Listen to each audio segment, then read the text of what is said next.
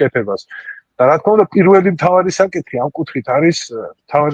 კუთხით არის მართლმსაჯულების სისტემა.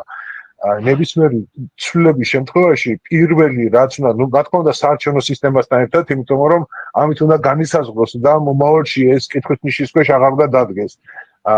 მართლმსაჯულების სისტემა, რომელიც გრძელვადიანად განსაზღვრავს ამ ქვეყნის სტაბილურობას.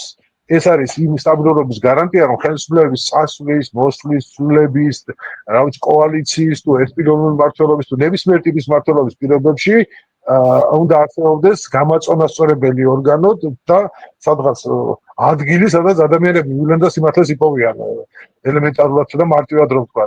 ამიტომ მომავალ ხელისუფლება ძალიან